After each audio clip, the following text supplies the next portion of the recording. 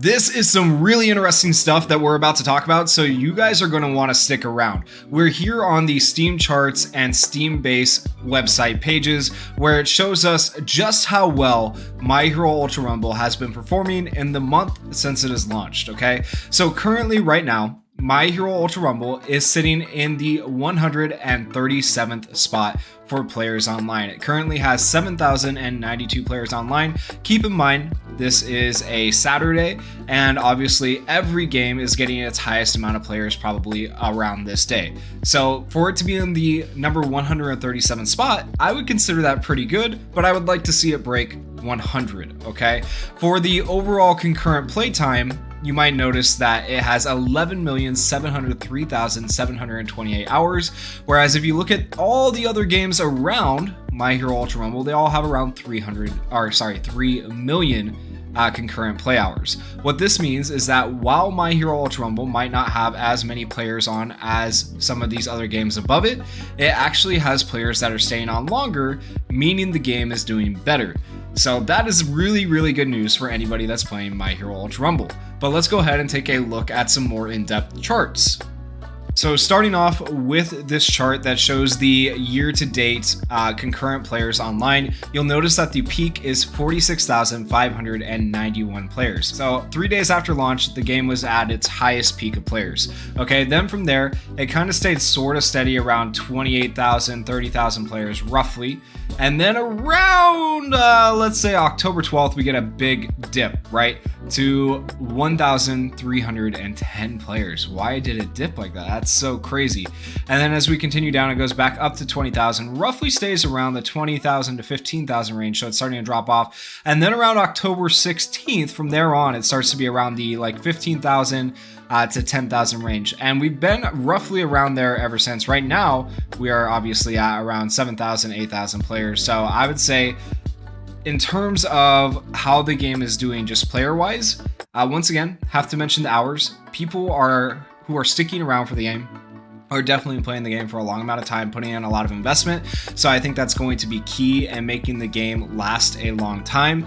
Now, we did have a lot of players obviously drop off from these big numbers at the start, but that's because it's a new game. People are going to check out the new game, see if it's for them, see if it's not for them, and then, either decide to stay or dip. Now, here's what I'm thinking. A lot of people started to realize the bugs as they played more and more, and they're like, you know what, this ain't worth it to me, or the gacha system screwed them over, and they're like, you know what, this ain't worth it to me.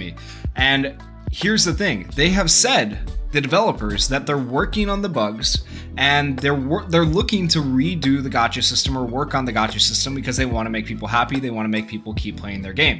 So if the developers can get on top of that stuff, right, I think we could easily see these numbers rise back, maybe not to the 46,000 that we had at the peak, right, but at least to a steady 20,000. And keep in mind, this is just on Steam, all right? I want to be very clear about that. This is not showing for Xbox, PS5, Nintendo Switch, or anything else. So this is just Steam that we are getting that many players playing this game. That means the player base for this game is actually massive, and the game is thriving right now really, really well. But despite the game thriving, there are some mixed reviews. So let's go ahead and take a look at the review chart on the My Hero Ultra Rumble Steam base page. Okay, so if we go down here, you've already seen this chart here. That's why I'm skipping over it. It's the same one we just saw on the other website. We have the My Hero Ultra Rumble reviews. If you look here, the blue line represents total reviews, and obviously it's increased since the game launched up till now. And then you have total positive reviews reflected by the green line, and then total negative reviews reflected by the red line. That's actually an insane amount of negative reviews. So we got a very mixed bag of reviews here, and we'll kind of take a look at some of these reviews here towards the end of the video. The last chart I want to talk about, or I just want to point out, is that despite the mixed reviews, the follower count for the game is actually still going up on Steam. So on the 16th, okay, so from the 16th until the 30th of September, you had this giant increase in followers, right? Because the game was getting ready to release. And then ever since then, it has been steadily increasing, slowly but surely, in the amount of followers of the game. So that just shows that people are still interested in this game. I think when we start to see followers drop off significantly, then we can assume the game is heading towards a bad place. But as of right now, personally, I would say the game is in a good place. We got good personal investment from players, right? They're putting in a lot of hours. We may not have a giant player base of 45,000 like we had at the start of the game on Steam specifically, but we still have about roughly 10,000 active daily logins and players, which is really good. And I think a lot of those drop-offs were due to bugs and things that people don't like about the game, you know, and the developers are willing to work on them. So I think we could see that rise again. And then you also have to keep in mind every other console that is playing the game right now, and eventually we're going to get crossplay. I only see this game going up from here, but let me know what you guys think down in the comments. Let's go ahead and take a look at some of the reviews that people left though. Here on the Steam page for the reviews, give us a oiled up butt booty naked skin of All Might. That's a positive review though. We take it. Give us Mirko or we riot. Okay, yeah, but it's still, they gave it positive. Yeah. 10 out of 10, an actual review here. I can play as my favorite hero, Cementos. They spelled it wrong. I love just throwing semen. Oh, it was purposeful. Okay, semen at people and trapping them in sticky walls. Why is Steam so dumb? They need to add Mineta so my duo can throw. I can't read any more of that. Okay, positive reviews though. Another positive review. Lots of misinformation in some of these negative reviews about battle passes and character unlocks, especially about characters like All Might, Bakugo, Todoroki, Tsuyu, and All Might are not on a battle pass. They're on a special license that never goes away, so you can take however long you want to unlock them. As for the game, it's decent considering it's a free battle royale. It's about what you'd expect, fun with friends, not anything mind-blowing. At the very least, the developers listen to feedback, which is true, considering they buffed the license XP gain by quite a lot a day or two ago, which they did like a day or two after release, which was really good, you know, so they have been listening. That's actually a mostly thoughtful review. Good on that person, all right? We have a negative review here. Menus are designed by an unpaid intern living in 2010. I can't even argue it. It's kind of bad. It's kind of bad. They need to work on their menus really badly. Hit one wrong button, gets stuck in 7 menus. Oh man, people are, see, you can't say I'm crazy for talking about the menus. Like, I know they get simpler as you go, like, and you figure it out, but initially the menus aren't simple. Hit one wrong button, gets stuck in 7 menus that each have a different button to get out. It's 2023. Shouldn't be that hard to bind it all to escape. Facts. But, you know, the game, here's the problem, and I'm going to say it, I've said it many times. The game was not designed for PC. It was designed for console, which is why you have these things like missing push to talk, okay? So, yeah. Add Rabbit Woman before I start tweaking. My friend and I said that if I post a review about the game and it gets 200 likes and 50 rewards, he'll buy me a bag of chips and an RTX 4090. So I'll leave this here. Okay, guys, you know what to do. You know what to do here, my friends. You gotta get 200 likes and 50 rewards. Okay, well, yep. There we go. Okay, well, you know what to do. Jeez. Alright, can't help but notice that even though there are many reviews on this game, I haven't seen any that sum up most of the thoughts of the player base during the first 2 weeks of the game's release. I hope this review will. Okay, negative review, keep in mind. Before I dive deep into this, I must say that I would, based on this current state, give the game a thumbs up. However, I don't want Bandai Namco to avoid this review when working on new features. Okay, so this is a thumbs down, but technically a thumbs up, all right? Positive review can be missed when looking for critical feedback. Hey, that's fair. He wants his stuff to actually be seen if they actually read this. Holy crap, they have typed an essay. This will definitely be our last one we go over. Okay, first thoughts. Moving on to the game itself. The concept is good. My Hero Academia with Battle Royale fit each other very well. The idea of skills which you can level up, coupled with the non-Fortnite mechanics like climbing walls, is indeed a variety from the genre. Fights are fast and require dexterity and smart play. Rescuing citizens is also an interesting concept which requires teamwork. Someone always has to guard you in this game, otherwise hyenas will eat you fast. Also, I don't recall many games like this in My Hero Academia universe. Of course, fans would want to play it. I mean, you can United States of Smash Mount Lady playing All Might. Wow, that sounds wrong.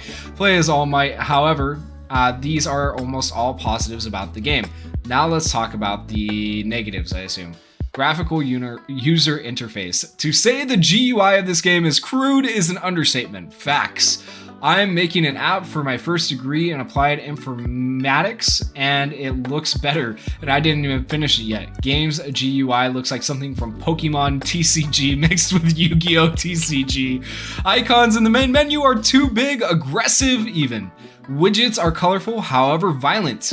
And don't even mention counterintuitive settings. Good luck trying to operate through the menus by using only the keyboard. Once again, designed for console. The menus look like they are for the keyboard. However, controls are so weird, you end up having to use the mouse. The control for leaving current menu is backspace. Yes, you read that correctly. But even I, in my patience, haven't figured out how to move to upper menus. Must also add that when I first saw a pop-up pressing ready for the match, I almost jumped in my chair. There's also another problem with GUI that I haven't discussed, and it's about the menu going burr. Whoever designed the sound of pointing the mouse on any button must be either partly deaf or severely underpaid. When you quickly move through the buttons, it sounds like a machine gun, and can be as loud too. How did this come to pass during testing? Verdict, as you can see, most of the problems with this game are not even about the gameplay, facts, but it's the user interface. There are many small flaws in design and sound which accumulated give unsatisfactory user experience. Gameplay was well developed, game is lightweight, not even 4 gigabytes, and I would call this game a successful release when it comes to its popularity, given the amount of reviews. Also keep in mind that reviews are usually the minority of users playing. Fact. Bandai Namco, if you are reading this or watching this, I've prepared a bullet point list on how to fix your user interface. Make first thought, intuitive decisions when it comes to controls in the menu when you want to leave a menu. What do you usually press? Avoid aggressive colors in GUI widgets. It makes them look unappealing to the eye. If you can't decide, use universal gray or make the menus semi-transparent. The view behind selected hero/villain will do. Fix menu sound spam problem by limiting the amount of sound signals per second, or make a button make a sound when it is clicked on, not simply selected. You are welcome, now hire me. Oh well, it sounds like they're looking for a job, Bandai, so you know what, maybe they'll be able to help you. Bandai, if you fix the problems I pointed out, like most of the player base did, kinda true. By the end of October, I will give your game a thumbs up and probably rewrite this review. Well, you're running out of time, October's almost over. Otherwise, well, at least I had some fun writing all this. Yeah, you wrote an essay there, but hey, we appreciate it, and I feel like a lot of us feel similarly, maybe not quite as strongly as you do, but similarly at least. And so overall, my opinion of the game, just to cap off this video, do I think the game is dying, or do I think it's thriving? I'm kind of somewhere in the middle. I think it's doing all right now, and I think the way the developers respond to the issues with their game is really what's going to decide if the game dies or if it thrives in the upcoming months. Let me know what you guys think down in the comments, and if you guys enjoyed this video, please go down there, hit that like button, hit that subscribe button. I'm trying to get to 10,000 subscribers by the end of the year, and I need your guys' help, so please help me out. Thank you guys so much for watching. Peace. Can anybody out there